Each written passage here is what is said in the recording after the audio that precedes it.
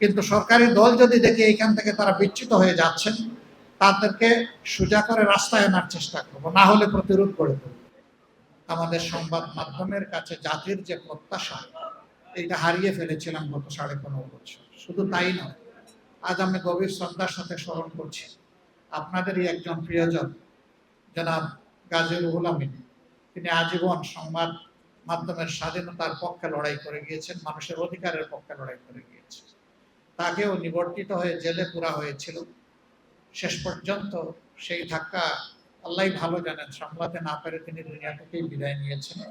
আমি তার প্রতি শ্রদ্ধা নিবেদন করছি এবং তার মাগফিরাত কামনা করছি আল্লাহর দরবারে।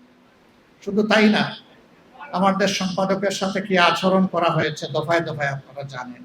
এমনকি তাকে হত্যার উদ্দেশ্যে প্রকাশ্য দিবালোকে কোর্ট প্রাঙ্গণেও তার উপরে আক্রমণ চালানো হয়েছিল, রক্তাক্ত করা হয়েছিল। সাংবাদিক শহীদুল আলম, তার আরেক নজির। কবি ফরহাদ মাযহার কিডন্যাপ হয়েছেন, তার নজির। এরকম কতজনের কথা বলবো আমি জানি না। মূল উদ্দেশ্য ছিল সংবাদ মাধ্যমে যারা সত্যিকার অর্থে সাদাকে সাদা বলবেন, কালোকে কালো বলবেন, তাদের কণ্ঠগুলো স্তব্ধ করে দেওয়া, এবং তারা সফল হয়েছিল।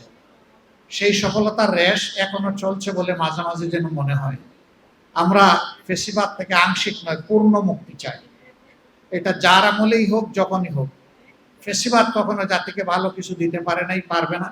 এবং সাংবাদিক বন্ধুদেরকে শুধু এতটুকু অনুরোধ করব, আপনাদের পরিচয় হচ্ছে আপনারা জাতির বিবেক। আপনারা বিবেক অনুযায়ী চলবেন।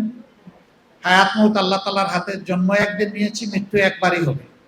লড়তে হবে বীরের মতো, মাঝখানে আর কোনো আপোষ নেই। আমরা বিরোধী দল থেকে, বর্তমানে বিরোধী দলে আছি, আপনাদের এই কণ্ঠের পাহারাদারি আমরা করার নিশ্চয়তা দিচ্ছি।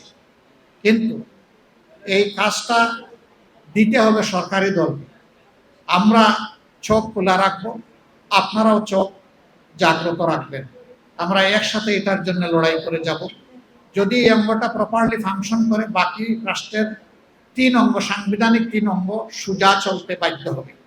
আর এই অংশ যদি ভঙ্গুর হয়ে যায়, ব্যর্থ হয়ে যায়, বাকি 3 অংশ অটোমেটিক্যালি 3 অঙ্গ ব্যর্থ হয়ে যাবে। আমরা সেই ব্যর্থতা আর দেখতে চাই না।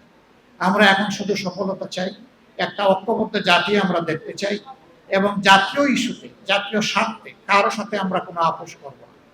সরকারি দল যদি সেই ক্ষেত্রে অনড় থাকে, আমরা তাদেরকে পাশে থেকে শক্তি যোগাবো, একসাথে লড়াই করব।